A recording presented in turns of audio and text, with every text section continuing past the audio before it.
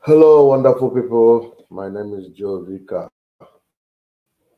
After this break, I will be broadcasting live and introduce this program today.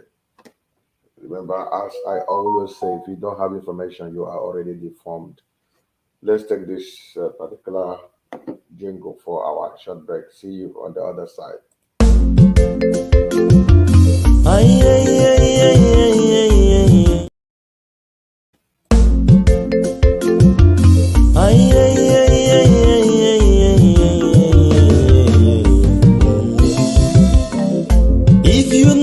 Information you are already deformed. Why not go to your YouTube? Jovika TV.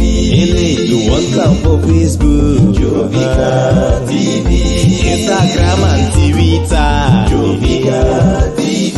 Abi, you want some for TikTok? Jovika TV. Abi, now WhatsApp you want them? Jovika TV.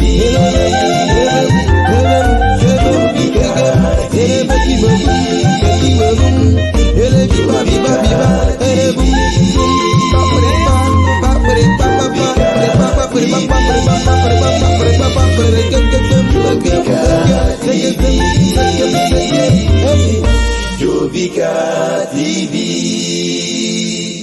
poised to reach you with the truth. Where you're joining me from, this program is very special. This is the first of its kind. This program is all about Ndinigbo. Come with Igbo. Because you mind Igbo. I want to apologize for my followers who don't understand my Igbo language. I beg your pardon. This program is only secluded for Igbos, and I have my reason for that. So because all you Onuru Ube Nwanne a na-akpọ ya Onuru Ube Nwanne agbala ọsọ. Onuru Ube Nwanne agbakwala ọsọ. Gbakwana Onuru Ube Nwanne n'oge Ndinigbo Ruo Ulo. Ama akọwara unu ihe mere ji wee bilite biko ọwụ na iwe onye Igbo ịbata ejilika bụ program a ga-abara gị ezigbo uru. I promise you ọ ga-abara gị ezigbo uru because all ihe gbasara ndị Igbo niile ndị o metụtara onye Igbo one way or the other. Kedu ihe the program a ka ihe m ji wee bute this program unu na ahụ ọtụtụ mgbe people na-anọ online ka ihe a na-eme hook up. Now hook a na-ehook gị up akwa ka ị nwebi ka ịlụọ nwaanyị ọ gị ga-kpọrọ onye gị na ga-akwarawa iko. That is the essence of the hookup. Now, most of this hookup, does it really work? Does it remove people from poverty? Does it change anything about what the person is sometime? Or would the hookup need now work? Now, but this program, I want to hook you up to what you can do and what they will do for you. What do I mean? Enwere ụmụ Igbo anyị ndụ ọtụtụ ndị Igbo anyị na-arụ ọrụ aka. Inweta ọrụ na-ara ha ahụ. Ama m somebody need to stop na akpọ m ele m ga-ebido roof my house. Ele m ga-eru on every day ya na-aga n'ụlọ ha na-achọ m ekwu olokwu ka roof the house ka o roofuo ya. Onye a wee kapịnta nwụrụ ọrụ aka. Nobody to hook him up to somebody that can give him a job. And then when somebody not somewhere chọkwara onye ga-akụrụ ya zinc but ọ maghị onye ọ ga-trust. So I want to start an ambassador onye na-ekwu okwu gbasara ka Igbo rute ụlọ. But one of the program every week. Everybody, all the channels connected to this program, every channel you are free to join. Come in Aurora, come anywhere your account Oge Live now TikTok. You can write it on the comment section. Get there in the comment section. Nanama Aurora, I'm vulcanizer, I'm mechanic, actually, I'm mutala motor aqua. Actually, maybe more. You don't know somebody that may be here. Yes, oh, the same rotate aqua. It's already got somebody can be only boy with a motor canobi. Back I share the video. Yeah, but me take say that's what shop I will pay for you. That is the essence of this program. Can you the Kennedy? Can you don't leave by? So already not here and enjoy and nobody now or you need somebody when one day in our you are a part of this program because don't miss this program. Begin to share this video. Once every week. Oge Ndinigbo Ruo Ulo, Onuru Ube Nwanne agbala ọsọ. So when in ebe na ube ịnụ na nwanne gị na-achọ ọrụ biko agbakwala ọsọ nye ya ọrụ. Ọ bụkwa na ịmụrụ ọrụ aka ị na-achọ ihe iji ebido ya. This program is for you. Ịbata ka anyị chọọ ndị Chineke ga-emeta aka n'obi anyị ga-amarụta ga-esi bidoro gị ihe, but anyị ga-agba mbọ wee mee voice calm. Lee anya n'azụ ma ọ bụrụ na ị nọ na TikTok, ọkwa na ị nọ na Facebook, YouTube, lee anya na ihe m nọ na screen ugbu a. Ihe ụmụaka ụmụ Igbo nọ na prison, many of them ụmụ Igbo ndị nọ na Facebook nke Oge Ndinigbo Ruo Ulo, ile anya hụ ihe nọ ị ga-ahụ ihe ụmụ okorobịa na-ada ihe a na-aga n'azụ m ugbu a. Ihe ụmụaka nọcha na prison, ihe awụ future of ala Igbo, ihe awụ ụmụaka nwere future, nwere bright future, but ihe isi ike mere ụfọdụ n'ime ha wee baa. Nwere program nọ na-ege today, one of the pastors ọ sị ya nọ ya ga meet gọvanọ si ya nye ya express ticket ka ya ga hụ some people na prison. The man iruo there, ọ sị ya the very surprise 17,000 naira wụ ihe mmadụ ka ji nọrọ agrant go ebel n'ihi na onwe ihe o mere, but also ga-akwụ fine of 17,000 up till now ka nọkwa there. Ozugbo kwuru ihe ya that reminded me one of my friend onye prison onye na-anọ na prisons n'Owerri. That was the day when I did discuss. Said on my birthday, actually here give my birthday, man in the prison, set they have free. Yes, then with about people not there. Ni had there 20,000, 35,000, 40,000, 60,000. I say, ni 8 discharge, you go no fine on 40, 70,000. So that now reminded me. Oto Hurumaka na prison. Now, by the grace of God, by the in the month of March, I will release not less than 10 inmates. Grant go bail, or we could define. God helping me. My birthday this year, I'm channeling it to Kaga release. All the inmates discharge go, but all fine. I hate you. I will go and pay the fine. And when my friends and brothers and they try to support them, let's go with that person now inmate in our prison there. I got Bobota Ndoha a discharge go, but I will go fine. So this program is an avenue Ndinigbo connecting Ndinigbo. Iboro Igbo, Ibata, you are playing a reggae, call in. If you on a phone, you are very free. If you are in studio, come get the link. We're on a TikTok. Anyhow, all I need let that be communication. You may be in a comment section. Now, but comment section, I'm a little comfortable because I want to hear your voice. I want to know you, your picture, because my group, we kitchen in our own capital. I got a home care, Maragi. Before now connecting it to onye ọbụla ga-enye gị ọrụ no abroad anywhere, we must know your house. Achọghị enye gị ọrụ gị gaga run nonsense, rie ego move. Then achọkwara ka ahụ na-arụ ọrụ onye big man ọrụ gị gbawa ya aka. Enwere somebody na-agba m, most of these are politicians nwere ego. Ha rụchara ha ọrụ, they've not paid them up to today. One politician na Owerri, achọghị m ịkpa aha. One notable politician a maara amara na Imo State. Here you make campaign, you win there. Some of you may know him. All the things you win here, people rely on trust, credit. But this man have not paid those things up till now. So I had to do the dota. When you run a give sit here on it. Name a big man. Up till now, give the money. Feel any the sharp. You get a book all those politicians, you get. So now, that's why we are doing this program. The essence of it, can connect target to somebody that can give you a job. Come and drop your problem. Drop it there. They don't know who will come and help you. So today is the first time of this program. We're not going to have too many people. I'm already glad that I have up to this number, 33 people. I'm happy. So I need your contribution. Ndị Igbo ndị Chineke gọziri nye ọtụtụ ihe dị iche iche ha ji aga mba. But unfortunately, ihe ike na-adakwasị ndị Igbo. Lee gị gaa na prison ụwa niile, ụmụaka Igbo Judea.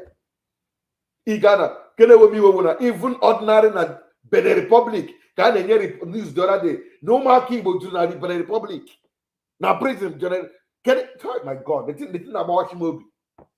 I remember the day I went to Cameroon. I have a crusade in Cameroon. So I was driving. I didn't bus. Now I got a Douala. Yaoundé. So I came there. One of the checking point. They brought me down with my passport.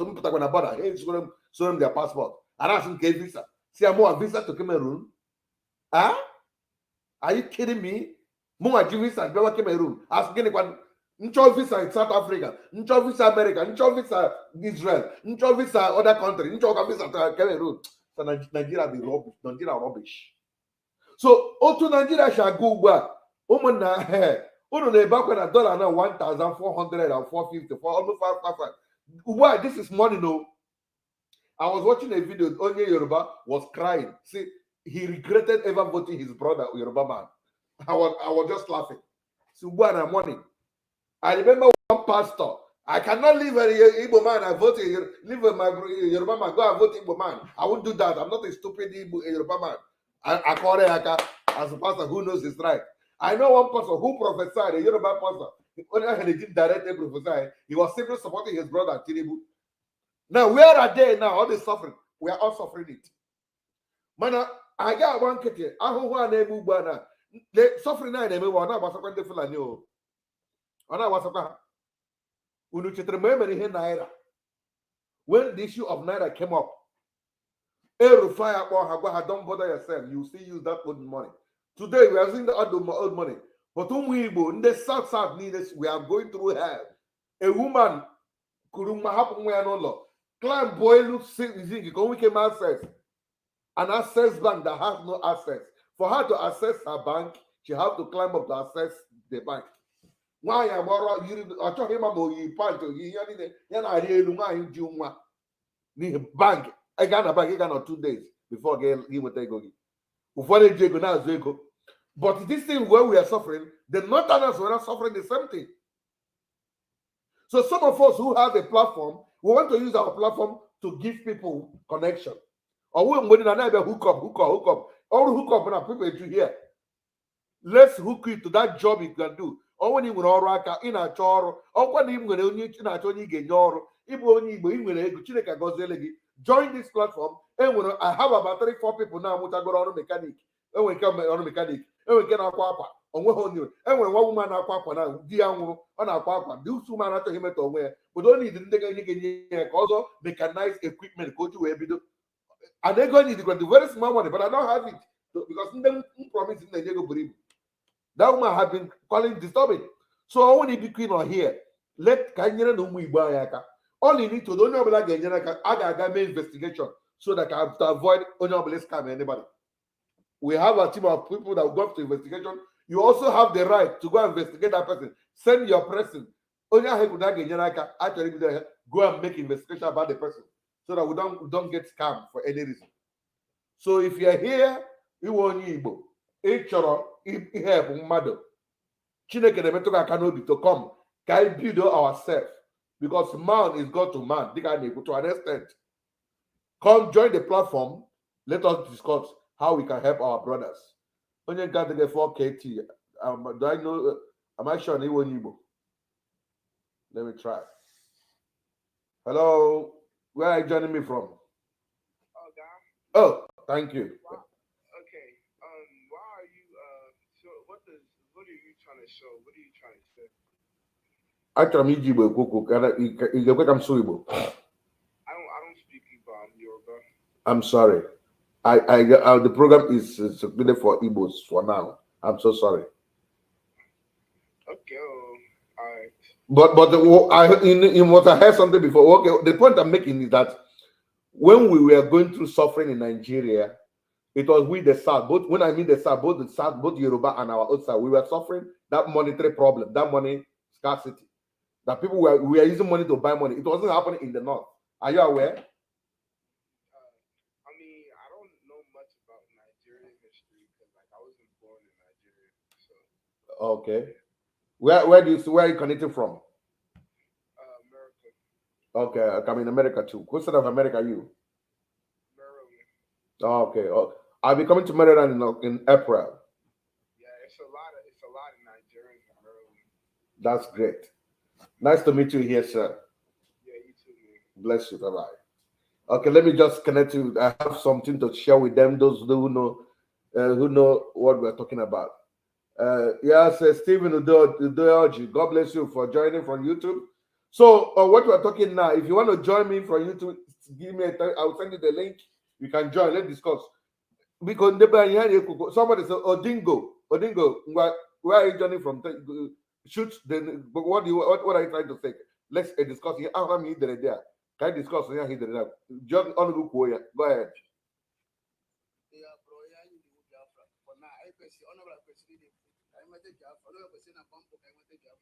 Okay.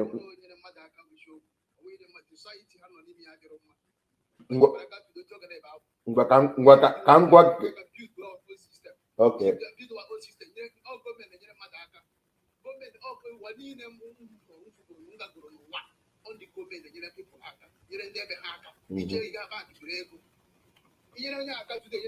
System is not good. It's not functioning. It's not working at all. Yeah. Okay.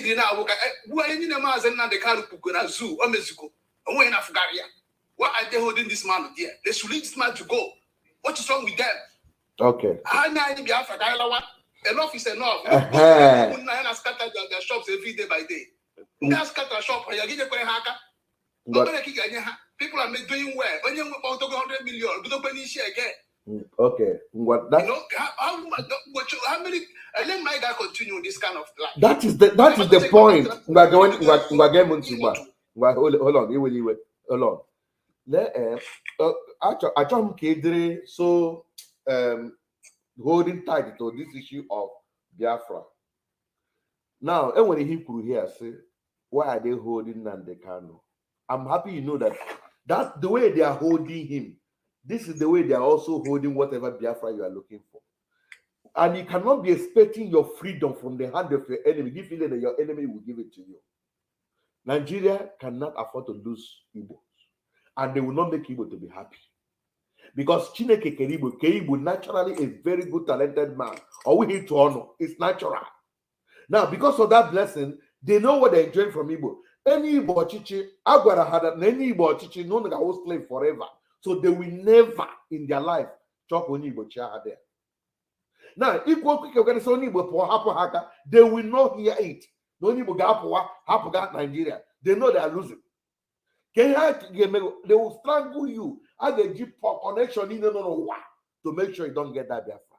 Now, I want you to say, I take another step. Another step. We watch him with Drago. Onuru Ube Nwanne Oge Ndinigbo Ruo Ulo. I have started a program. Oge Ndinigbo Ruo Ulo. Oh, yeah, it's now. Can you now? Because here they demolish now. Only they follow Ghana YouTube before a May election. Come to like a demolish in a very great number. Every man youth broadcaster. Mayor came on mayor can't mayor never say can you have a solution? What do we do? Say a solution can be the beauty when I leave. Because I came with government nowhere. Agent I call job.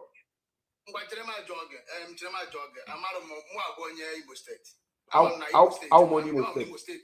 Total population and Igbo State 10 million. How many Igbo State? Open more than that. Now, go and they were there from federal government and they sent to the state. Can they read that money? We have to. Let me tell you one thing now, Maro. We are the people. The country belongs to us, not anybody, not governor, not minister. Can a man not get mad to 10. When she got out 10 million people together, when they people are powerful. Solution of oh, him, but if I equal get it cannot work. We need to come together and fight these people.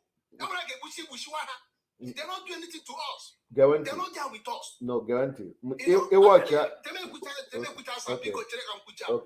Let me tell you one thing. When we keep silent and saying, we continue suffering. Imagine the kind of one person. Imagine the kind of millions of Biafra. No, it's impossible. We are Nigeria. What are we doing? How long can we continue in this type of life? Keeping silent. They're trying to bring another solution. I don't know this is how work. We need to rise up. This time around, we are gone and gone forever. I'm telling you the truth. The way he's now is terrible. Here is terrible. Nobody buy it because of all the honor. Give a shop and nobody come.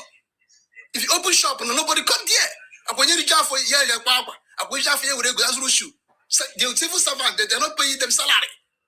2 days ago, the military people are complaining. Nigerian military are complaining, they are not paying the salary. So, can you go back on marketing? I'm about to hear before in my life. Can you government in the Mataka? Every day, government out of my neighborhood. I want it. And that's a solution. This solution. If you know other word, give other word in the Guru. One anyway, bank of people, bank of community. Can you get a bank of community? Okay, in the matter, people na rural area, can you haka? You can bank if you go make or buy nothing to offer for us. Nothing. And these guys are buying house buying house in abroad, buying in America, buying in Dubai, and then we nobody want to talk. You could talk when you give bribe when you are man, bribe and you get it doesn't make sense. Okay.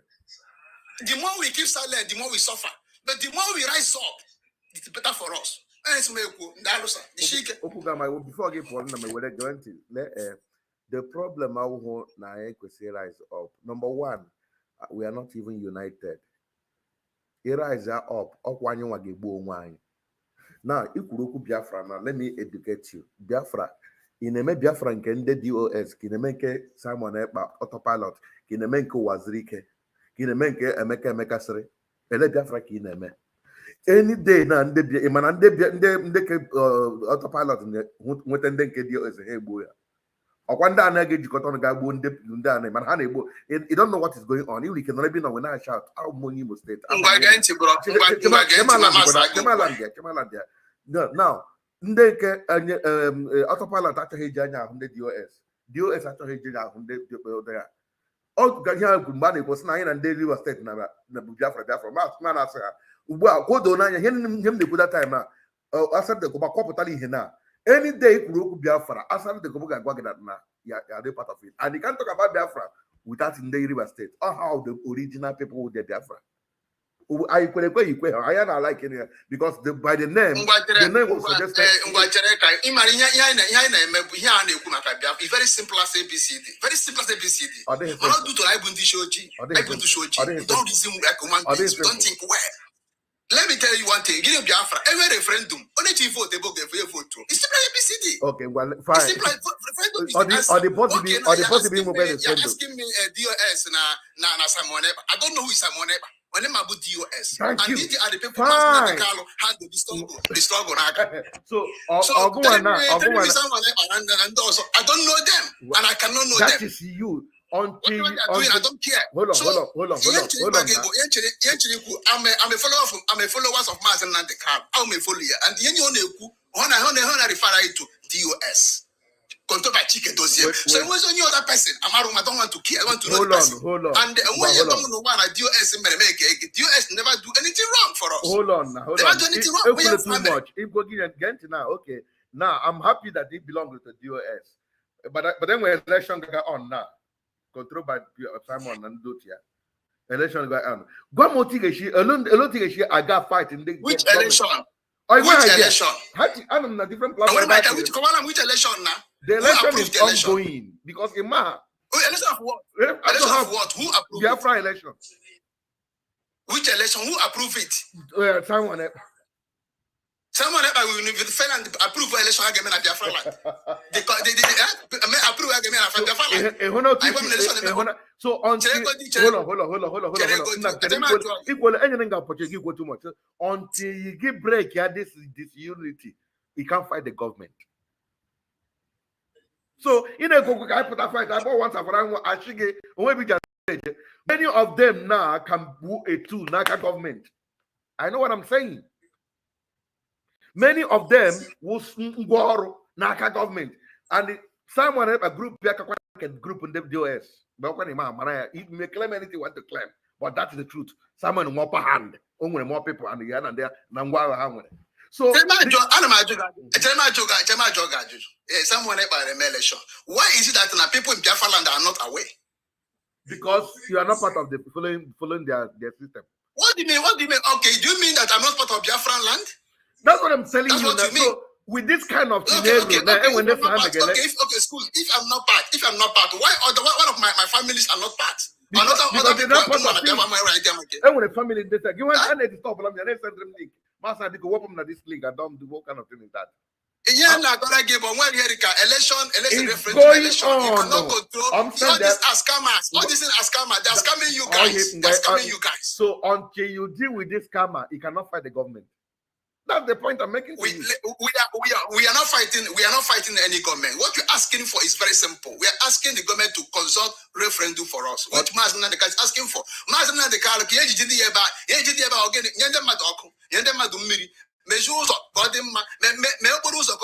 hospital.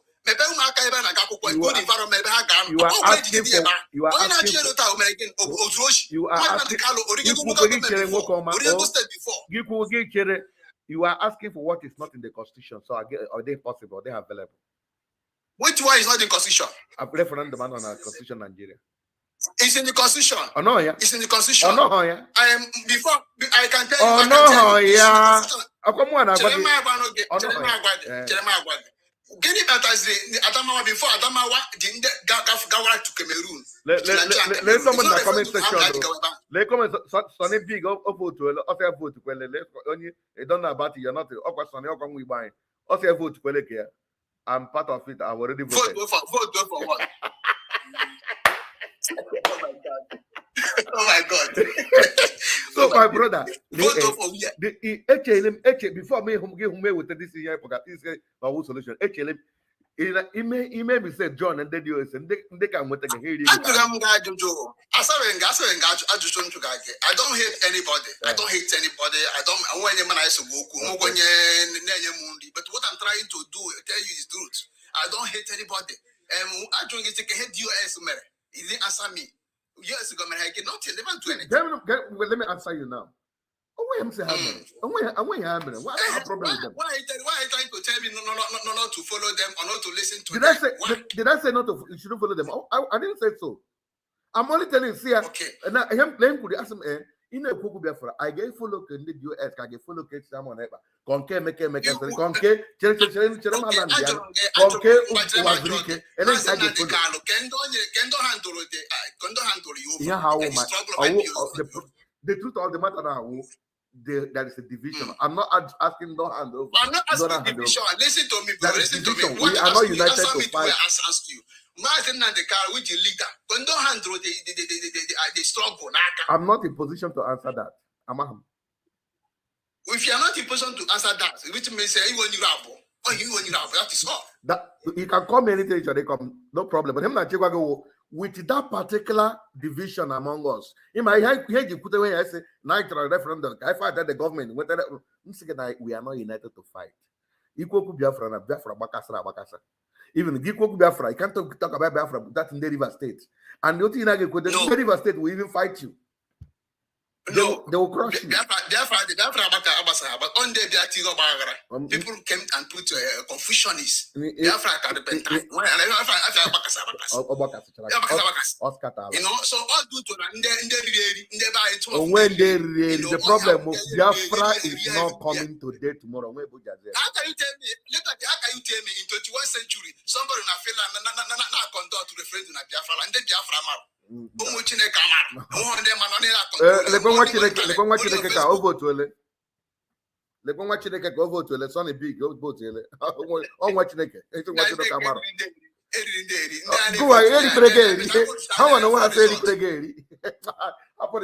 my brother, let's tell ourselves the truth.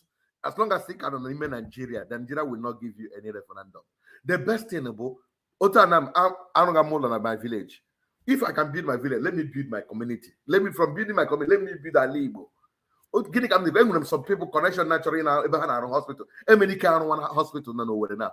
All we are building, let's develop. All I need to do now, this group right now, we liaise with him, make sure now to standard, international. In America here, Nigeria, Ali Bodroke, economy na radiate, my brother. I am achieve 50%. But in a minute, before you go frat, have talking for Onyeze, Emerald broke at that time, Sibiko, ndị Igbo chekwa na ahịa unu na a ga-abịakwa igbo ihe n'ọkụ a ga-edestroy ahịa unu a ga-emeke many form one vigilante unu akpọkwala word m use that ka ha picture now another ESN ozugbo mecha broadcast ahụ 1 week onye eze ndị Lagos abịakwuo unu chiri bịa destroy ya ihe anyị akpọrọ ndị ESN on the man that's akpọla terrorist ọ ka dị na prison tomorrow.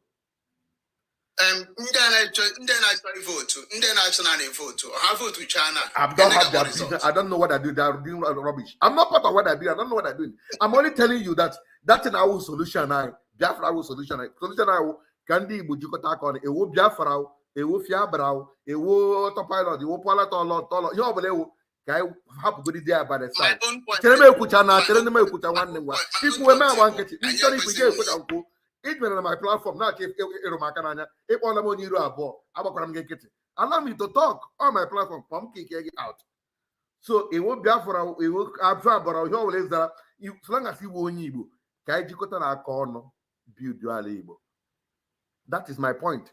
Mgbe chetara na Biafra ga-abịa anyị nwere grand where to welcome it ma ọ na ga-abịa which I know it's not coming down echi ndị ọsọkwara gị owe isi gị n'ala gbuchekwa ndị politician niile ọ ga-abịa gbukwe ndị polisi n'ụlọ gburu ọ ga-abịa and I know my reason.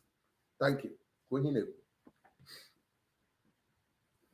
ihe m na-ekwu bụ ndị emege ha mege vote ha mege referendum emechaa ha kpọ result ya mara ntụ ha si nwenye akwa ya ka nọkwa gaa nele ha somebody not somewhere na-eri ha mgbu somebody not without consulting the people, without telling the people what's going on. People in the rural area are married.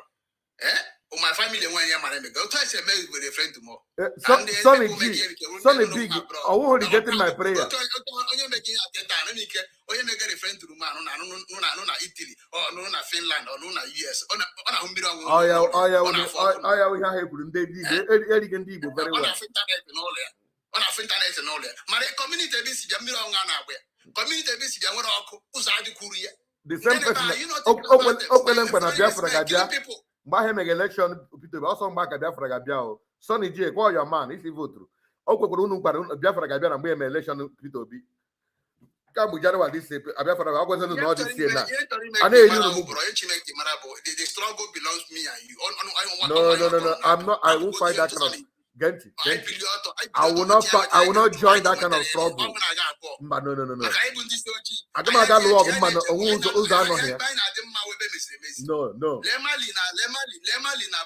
More when I go try to see Major League, but I think that that you so able to another. Look when I go to Major League. Do not think that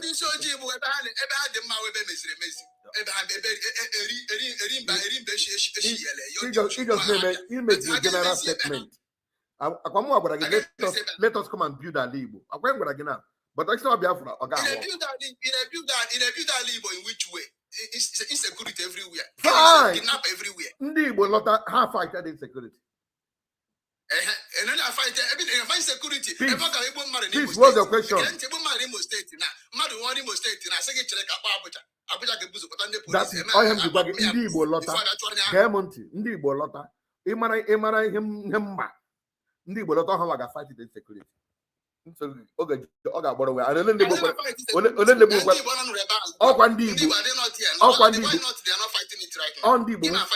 Ọkwa ndị Igbo buge ndị Igbo. Ọkwa ndị Igbo buge ndị Igbo. Mgbe unu sọ Fulani buge. Egburu Ikonso maka Ikonso defend the community egbuo ya. See egburu Ikonso are they not killing people that place? They're still killing going on. But ejili ya so bekee kill him because I have to ban my program my broadcast. Sorry. Okay ka ji gbuo Ikonso egburu Ikonso egbuchara Ikonso ọpụtaziri na egbu mmadụ a na-egbu n'ebe a egbuga hụ. Ọtụtụ ndị egbuge na-awụ ndị Igbo anyị ji aka egbuge onwe ha. Nna m ịma welcome ka onye chọrọ ikwu. Onye si ndewo ma like m ihe program a ime ka ịghọtara. Ndị Igbo anyị nọcha obodo ndị ọzọ like ebe m n'ugbu a na anọ m na Lagos. Enwetara ọtụtụ ndị information nwetara about otu ya si na-akụjishi property ndị Igbo anyị nọ na Lagos. Ma ihe gbasara insecurity na side anyị na ebe anyị ọ na ndị Igbo anyị nwere ofu obi lọta like ihe ifugu ugbu a na a ga-fight that insecurity. Simple. Fight it because you watch ihe America na ugbu a na ọkwa gọọmenti ọkwa ndị nọkwa n'ọchịchị ọkwa ndị na sponsor ndị ụmụntakịrị ndị akpa ọwụ na ha ma ndị gọọmenti ma ndị zọga nwere onwe ghọtara. So amụ m nọrọta ma ajụ ajụjụ olee otu ụmụntakịrị ndị a na-esi enweta egbe. God bless you. Majụ onye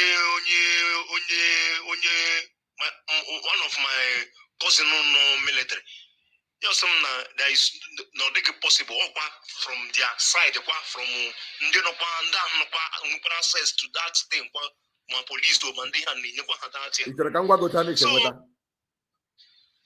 onye si ime a na-achịkwu ọnwụ ndị Igbo anyị ekwekọta sị na achọrọ develop East sị na achọrọ ime invest ihe ha na East all those things ga-akwụsị. Onwe ezigbo ọrụ nọ na East. Oge ihe a na-eme na East, no company, nothing. Ka ikwucha matụ ponyekere ga-azụ enwere ihe mere na this December. Chọọ m ịkpọ something ahụ unu watch ya ọnwụ na ị ga-agwa onwe gị eziokwu insecurity adịghị much na this Christmas agbara. ị nwere idea? Thank you. Enwere ihe aka kpara ihe egbe o ji wee kwuo okwu. Something happened somewhere and I know what happened. So ihe ahụ mere na nyere m ọṅụ mmiri ji mana ihe m na fight this organization m bidoro na anyị register go with CNCO. We are working towards and we're having our inaugural meeting. So here that is serious. On an ohiri now about two places came with insecurity now this Christmas period. Now Anambra, 2 places. Oh, sorry. So what all before? I know number. I know here and there. So man, when I wanted, and he watched, and many people are more than other years, other 1 and 2 years. Okay, so in the Igbo, when I say let's come home, I say you have a ben. Let's take our investment home. If only Igbo will investment nowhere. Any Igbo man, ABS, let's go home.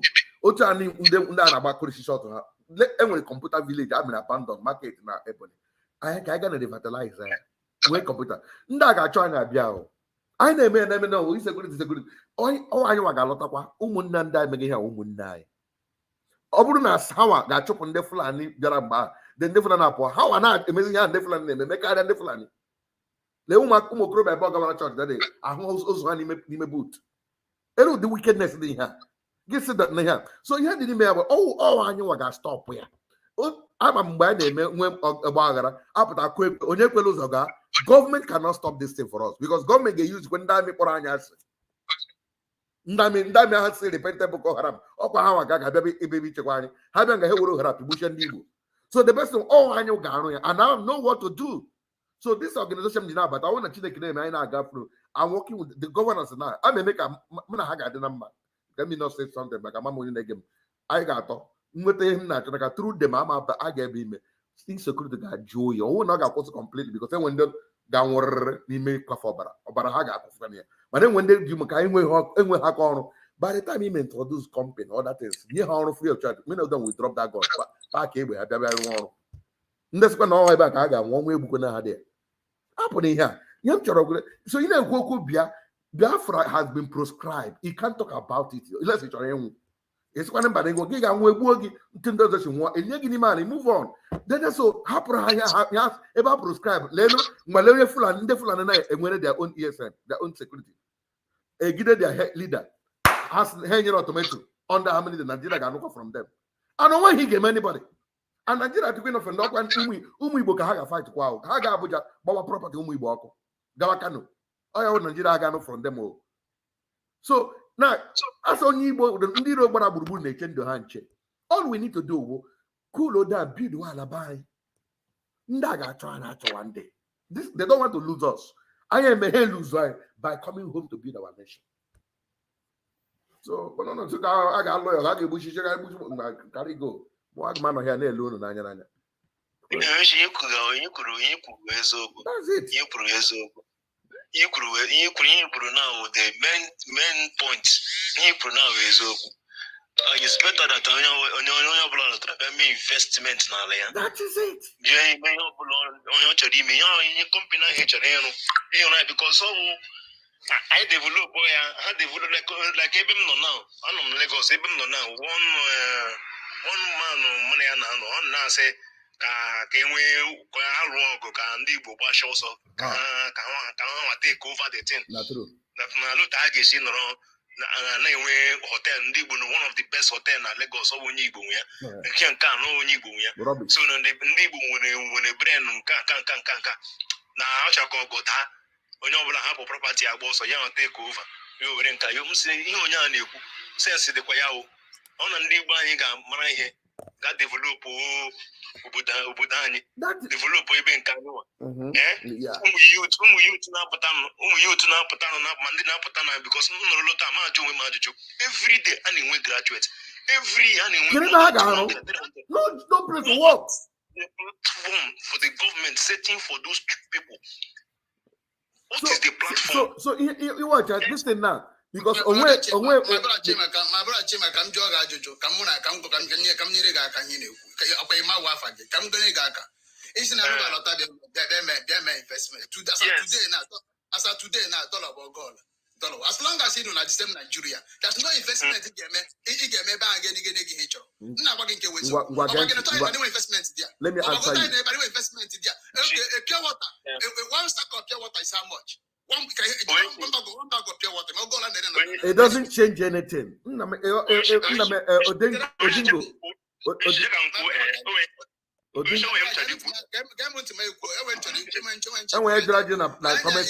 answer the person.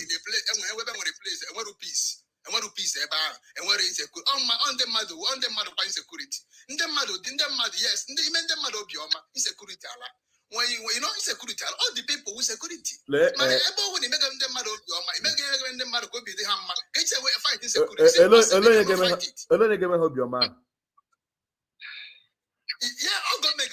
Fine.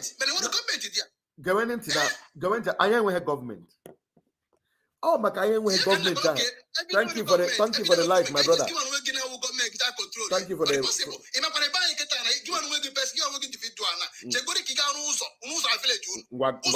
Hold on.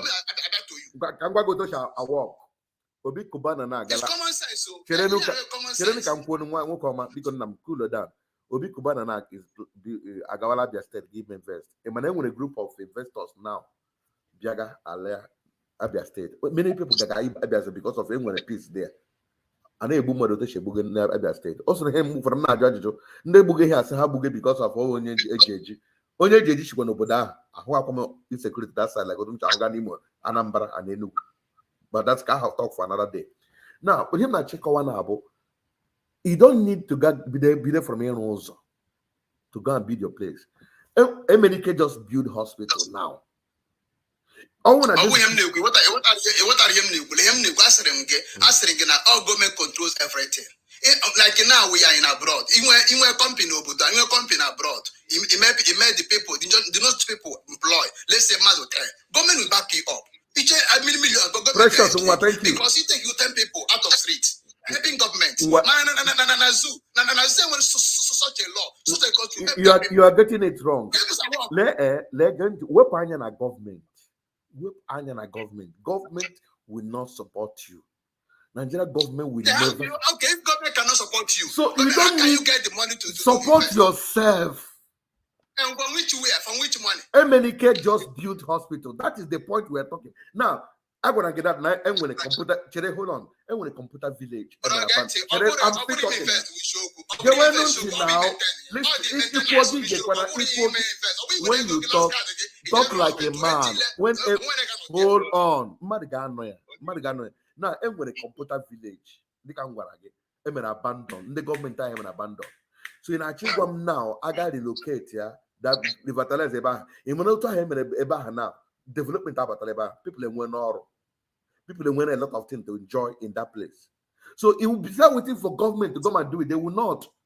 All government teacher around let's go to Kabia State. If we are here, on the mayor, on our do 4 lanes, 1 hour to area. Different. Okay. Oh, the government. Okay,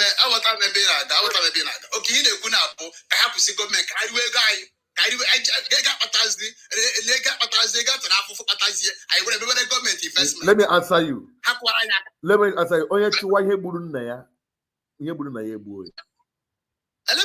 Government.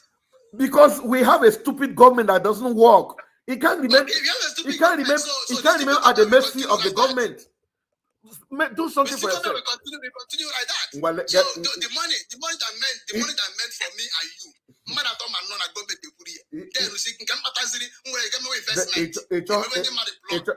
Yes, now.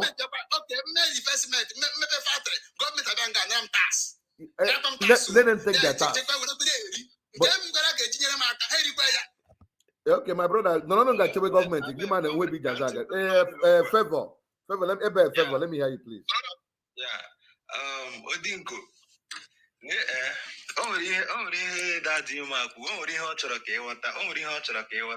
For example, Ghana, Lagos, other places, Igbos are investing, you know.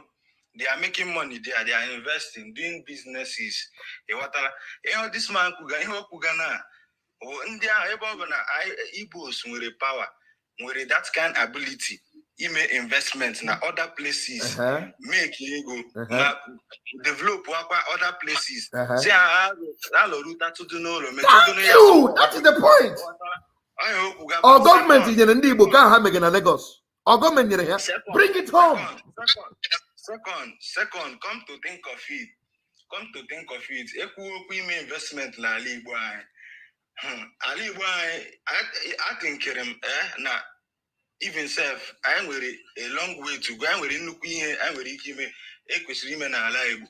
because as it stands now, security, especially Imo State and Anambra, and they kidnap on the mother every day, and they win them mother every day. And most of these governors, especially Imo State. Especially Imo State. They don't care. Here can't buy every month. My brother,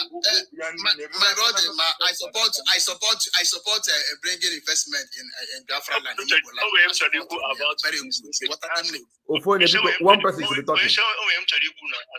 Okay. About this insecurity. You watch in everything making this government, they are deriving gain from it. There's nothing that is happening now in this government that will take gain from it. Exactly. Like now, even with them now, I'm a graduate, I go public health now school.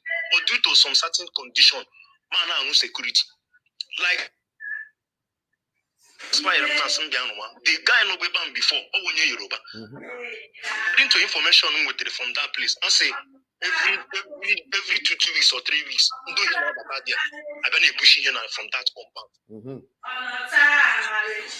Stand, me Joe, stand. Stand, man. Actually make any friend from that place. Me Joe, me Joe, you are listening. There is not okay. Emma, go ahead. There is no kidnapping or anything named in Nigeria and government not involved. Okay. Kidnapping because our security men are involved in it. Thank you. How can you tell me that now somebody but your compound be kidnapped in so time? Don't you know that now we're informants within that vicinity, within that place? There are so many procedures I get take. If our Ndinigbo that actually stop insecurity government.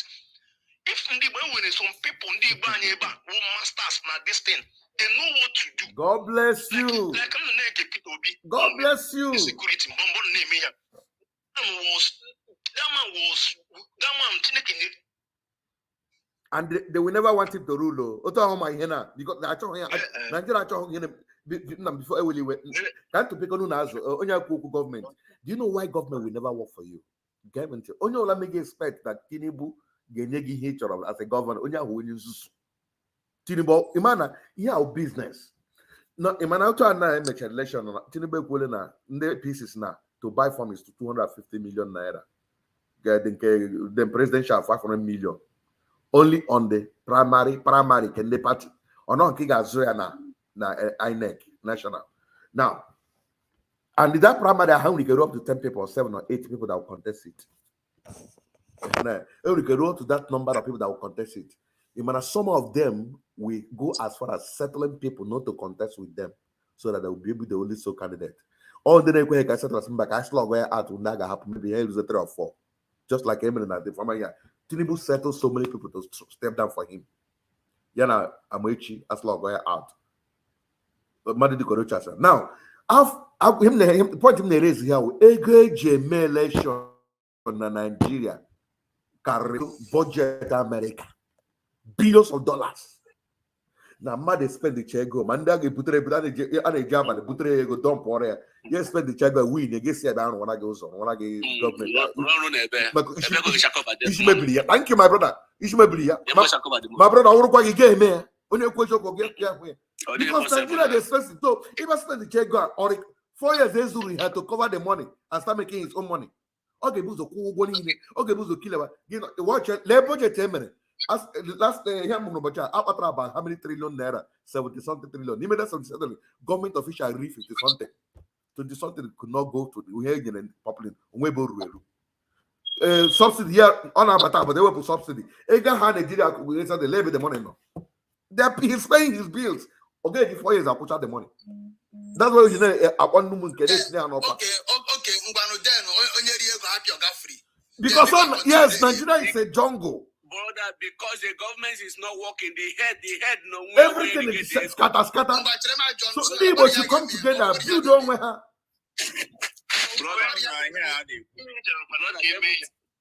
Are you going to fight government?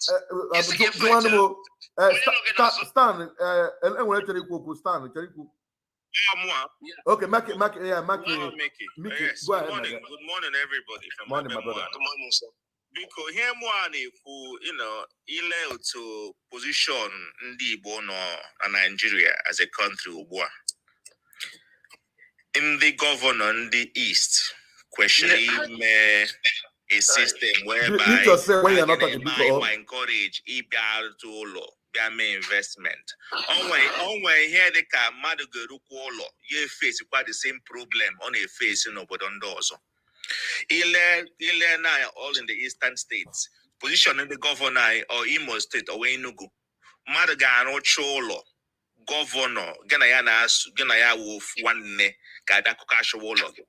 So in the Yoruba mem here, and that's a mem here, Mruka them shape governor make come here. So let's check it. Governor Zai questioning mayor even incentive. Kind lotta. If possible, provide can in the general industry. Mickey. Because if my check going na rule of investment in the guy be dollar with you, abia government abia. Get all this thing, all them they be no.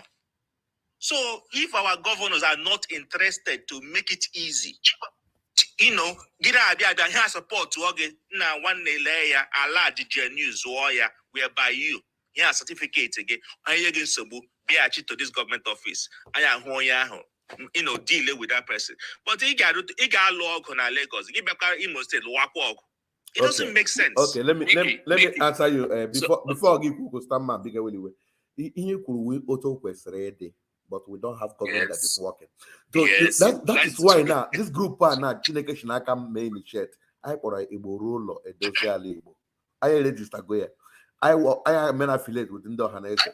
Now I achieve our convention. I make you mention him in a manana. We start have calling meeting with I have one the governor in that meeting. One after the other. Like this year and agreement and Niguna May 5. I can wake up stick to the governor.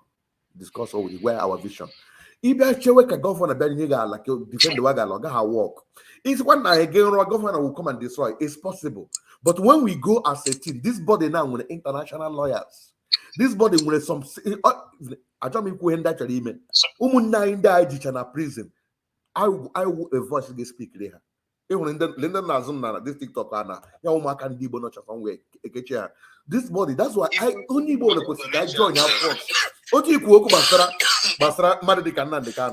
This body now, this body can come because actually just Nigeria government and lay here to this body. If the court cannot give what one, this body will fall. That's why they went not that. We come from Biafra, got international court. Come and tell us why this one is still in detention. Oh, yeah, I'm achieve Bribu. If actually the government got protect individual and everybody else got work. And government can fight individual with it, but I got fight with this body. We got registered number one. We have our international and governor I fight where I got fight we take it personal on him. That's why Gidigiri Ugweze. Oh, yeah, you need to support them because in a man and this group and what the vision, it will be a frau, it will be in Azo, have Dre Nasri, who Christian, who Amala, can drop all religion, drop all politics, drop all Kaibu, the motto uniting the Igbos, developing our Igbo. That is our motto. Kaijikota Kono, damn it, that governor. Now, I will do that. I a little big amount right out. Actually, no bag stadium. Actually, bag football academy. For my kind of ball. Actually, bag ulogo the standard. Bag a heart plant. I got India go line. I want to know the woman now the doctor not abroad. But I go actually bag no. Half team of that doctor here has seen yeah, I got Hona India. Rona yan and Enugu. Onya Rona Ikana over. This is our vision.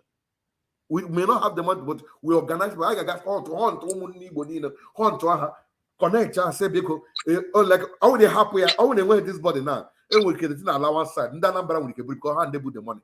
The whole thing we can number. I the Bolu like us no. And when a transplant and number where this particular orthopedic Gawa Imo State. When you got Burunka Gawabia, Ali Bonine develop. That is our mission. So governor to come and help you, all very difficult. Sorry, I have to Stamman. I'm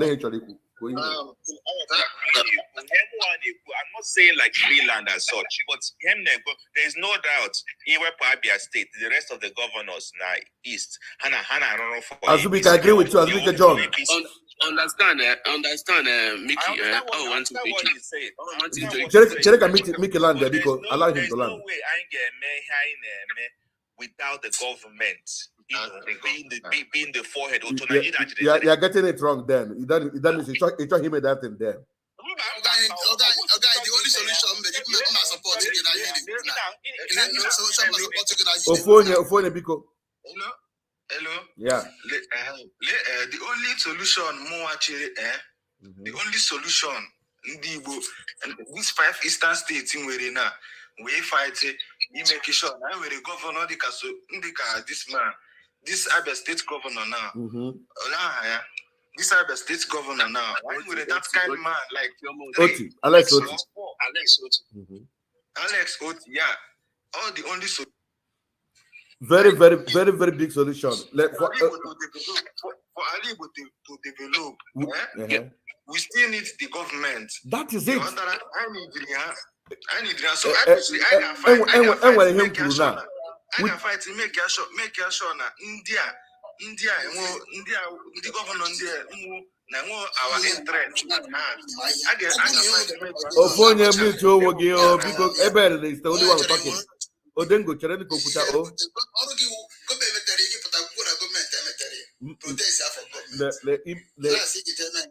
We don't have a government that is working in Nigeria. We have our government is upside down. On our work like a Bodondo. Protests are now work.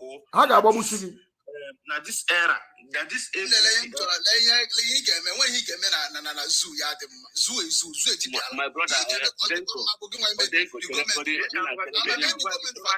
don't worry yourself. I get me. You will join us. These 5 eastern states, Ndinigbo, Joe to Onu, pursue this agenda. The governor cannot fight us. The only thing when I that is it. Governor Chore 100 million. Thank you. Okay, we're going to now. In a cheap from now. Hold on.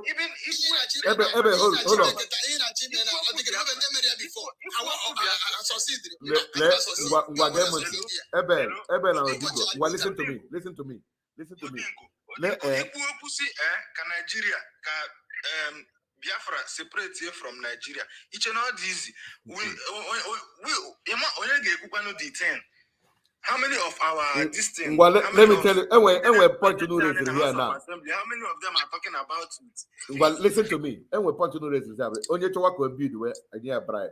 That is why you are not coming that Nina is separate from Nigeria. Or the point on it. But indirectly, you are separating the economic alibo whatever. In a chick this group at Biana. Ota no nya bena roro. I have where see a biko continue about should remain the mayor of Japan and Africa. Ndabe with that status. Oto na run hozo na. I support to engineer aka contribute to gaga contribute. Ye move charako. Then Agana this computer village in what the Kokwena na Ebony State around. I revitalize eba ha charako na bia. I better manambara joy cake about and we back about I know here about movie. Let the Nollywood. I have on Nollywood estate. Happened the movie car. Others when California here, Hollywood.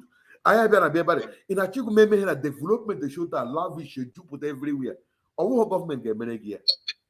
Oh, go again initially. Government got the keys in into him again. So when the government game and now these people before any how job. Then all I unite here, or an election, we can decide who becomes the governor. Thank you. Yeah. Yes. That is the essence of that unity.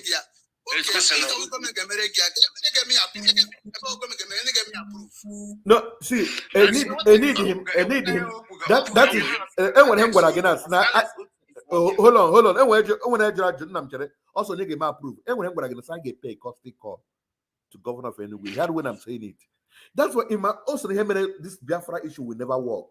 You cannot and when he came in the Bible and we have Moses for him to get freedom from hold on, please don't talk it. For Moses to get freedom from from Egypt, he was part of the palace. So he knows the Omar whom to talk to. God took him there together. If Biafra will ever work, we must have people in government who are standing for that Biafra. Yes. They went to make allow me. Now, if you don't have it, hold on. You may disagree with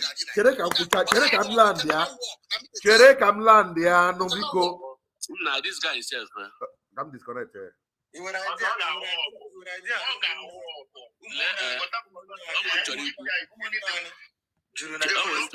Onye na get respect on where I will disconnect you. Beg. Even Stand ekuboku ya.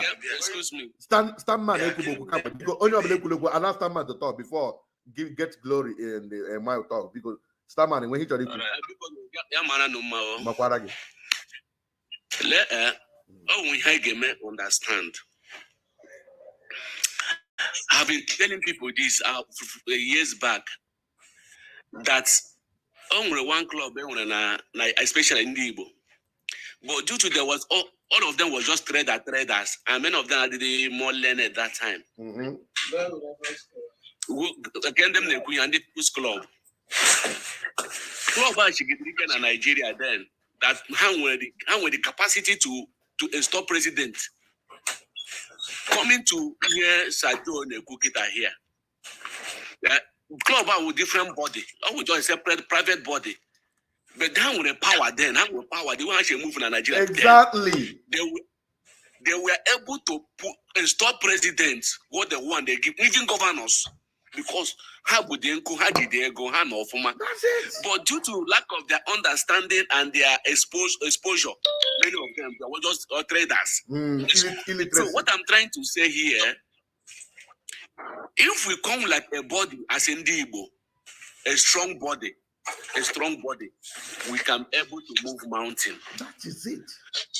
We can be able to move mountain.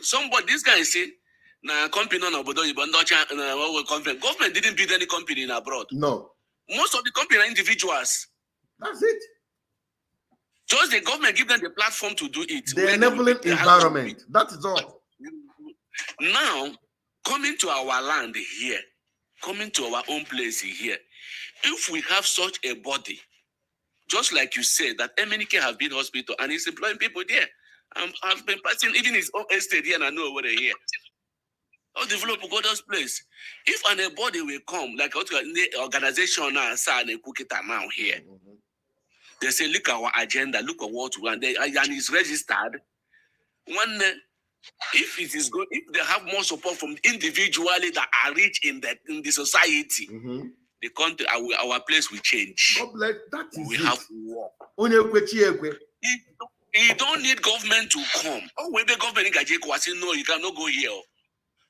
You can't go here. It is possible. For instance, now, Ogigazuala, a particular place, government and then under this body, all this body can fight your war going. So, okay, just for example, I'm a friend I know over here. The friend when I also the word them man. The former deputy governor that with power. But today, what happened? Can the man secure that land? The governor, the deputy governor, he can't. Try, look at. He can't secure that land. But the boy take the land back. Try. And I got the man, and I got the guy in the governor will lock self on Rutia Hotel. By now, not carrying hotel. It might not be very long. Governor, you with Allah, with it, like one of my friends here, or open America here with us. And I put a like here with a name in Ekes and Dutch. Would you hear that? When I went this kind of body now, I'm governor. If you take out from individual, actually, you know log, you know who log, you know how stadium, you know how recreation center, more football academy. You know, individual governor, we take it to court. You're the governor for crying out loud. Court in Nigeria, near disappointment. International court. You need to go as a governor. I got fat that man. I got whole case. In a cheap you married a whole group of people. And when he could have power, I may arrest. Law quite up. So this body, all the Kohanes and Debo will do to Hamaha. Sorry. Hamaha, they are left and right. I have you. Sorry. All them shut up. All the go political. Thank you. I'm not here to all here to be correct. I told me so that I know how many him die again. I talk handling car now. No, we have actually by him because in a guy and they will again you got a big around. So I not me like when they were kind of like back around. You look at but they have actually a Ndinigbo here in Lagos. And Ndinigbo is enough to go and show governor. On our details of why he must do that. Only good cogent reason. I want the one. Oh no, we take it to court as a governor. Arab shaking. Okay, can but that's what him to talk. I unite to one. I got a file. Even profile line. I actually made social media because he would be Biafra. Sorry to say it. So also on social media, how many him again? You actually know. We are gonna kill you now. Iguacha and you are a poo. Actually, I got 1 minute about here. The hand kill the plan. This is a question. Here we question when somebody asks Nnamdi Kanu in America. Nnamdi Kanu imagine or see this man will say I understand. I still put this thing on as my brain. This man just say I equator now. Now the whole Nigeria now marginalizing the Igbo. I equator. Okay, Nnamdi, go on our forefront. Kenya get me why I had them man. Chef go in there now. I want to why Kenya get me why I had them man. Tell us what will we do. Bring an agenda. What we will do? I had them. Forget to go to Biafra or no Biafra. Why go defense here call them. This is what Igbo supposed to be the think. And I call computer village. I call. What can you get me this morning? Can you get me wrong? Oh, yeah, that's it. So we should wake up. We are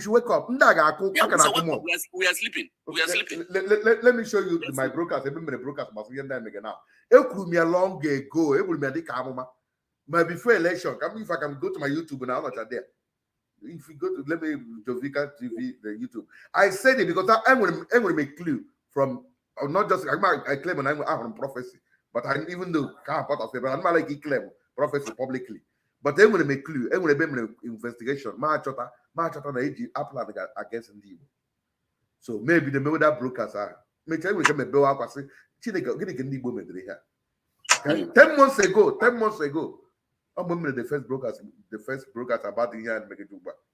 So they made the third one. Okay, say Tunde Bakare, Potara, okay. Tunde Bakare, but say Ndinigbo. You where you have say. This how Oyawanyere Alanda Hagusana Ananunu, Ejika Ejebe Babunu Nanunia 10 months ago. The thing on the got to my YouTube there. So him they are coming here now. I got cool Ndinigbo. Number one, Ndinigbo cost to the nuisance unnecessarily. I don't go around Lagos, and they don't try to get demolished. Every like one mom can video card trend do back. Then I have say, so you people are behaving like animal. On your Ndinigbo. I just believe you must lady have a mother. In the name of you're looking for money, you're behaving like animal. On your knee will be pronounce. Got no Yoruba man one Ndinigbo. They are getting came run over the heart. For how long? The war against Igbo have started. Yeah, because 9 months ago. 9 months ago, Mama, we got here there. 9 months ago, the war against Igbo started. Can the top brokers grow? Came 9 months ago. Shawolu orders demolition of building. Banana. So maybe we can't. Okay, just got there. This video got viral. Ndinigbo must share this video on my YouTube there. I got viral. Immediately, Alaba walk. I got April there. Alaba got walk very soon. Before some talk, I should Alaba walk. Because in that fight, another way, Ndinigbo because election na name na Lagos. Thank you. Ndinigbo decide only get winning. Hacha yours. You cannot be in Lagos. Come and tell them who will in Lagos. They don't want it again. Tinubu lost in Lagos and I may before. Only governor lose in Lagos. Why Ndinigbo? So how to reduce number one or they destroy your economy. The earlier we realize it. So give change your house now we have to know the congestion. And quick is not the congestion. So they don't care. We have to develop. So they have the reason to develop it. So the best thing we have some places close to see for the bag. Let's go home. Can I be the one to go long? Okay, room when that one there was name. Can you please come back, please? I said bye bye. We're in the proper tool. So that's so the earlier if you're interested, join the group. My WhatsApp number is even though my YouTube have been hacked, but number is stay there. +1916 370. You join the WhatsApp group. We are moving there, not going back. Because everybody change. More 5 years ago. I helped him to go viral. But it will let me hope Kenya again. You are not there. I go back for me here. Biafra. But it went them and it don't. I know we any case. All point. So what you make? I make it rich. You look wow. So then I realize that the better for us. Remember, I will leave everybody. But this mission we are on. No going back. I can remember because here again but the late. He went to come home, but had him struck in Lagos. He got meet when the government because happen make develop this place. How the money. So that is in Omojo put a mama and I don't know after 2 years. Never everything. Because they're using people to develop their place. Oh yeah, actually. And when him in River State the other day, we get to then I vote. Yes, okay. Yeah, we need more here. Ndinigbo. So I got Roban and able to pass. Mommy know that news. I carried it on my YouTube. That's how Ndinigbo. Then you know I run a motor pass that place. You want to get develop where back now. You want to build another city. Yeah, I'm my chopper can day no America. The Umbuka no Port town. Near him more here. I got Roban. You have to develop that place. Potako are like congested. So, Nigeria don't know about a chohala. He build that place. I'm on Ndinigbo. I got Luwere and measure here. Can I bring here? They will more had you na Ndinigbo. All this in more hand down. Oh my God, no. A wishy mother make it happen. Can I go industry? The more hand down. Let's go there and build industry. Oh my God, again was a bag. I don't want an industry. How do you want to get on here with it? That's it. I think I need to go because I'm a gone rich. When you want to hear the quick bars, give me a quick check for today. So because Igbo to come home. Let's come home. That's my point. My brother, let me chip in a little bit. Good morning, everybody. Morning. The only thing I'm finding out in here when My asigodo ndị Igbo niile na-anaba anyị Jesu wafi ife ka anyị na-ebe ya na-ebe kwa my point njikwo like that wona as long as all with this the same politician ndị na-eme ife and based on my brother na-ekwu in America ihe mere iji rapa n'Igbo bịawa America and feel that you're going to get a better life here if flow to the system ji alụ ọrụ ọwụrụ maka na inwelo uno na Yoruba land more na Hausa land. The problem is the system, that top. Or that system cardio to anwa. I want to give you an example. When election as a governor of Imo State, or Balonye nke fort, that the same court, a general court rule, here they are called governor. A case present election, that the same court, those judges. My YouTube and Facebook, I will go off. I'm only So if you check the system, you see that the total system is corrupt. So and the governors also and dance their footstep to the Fed because now whatever the federal says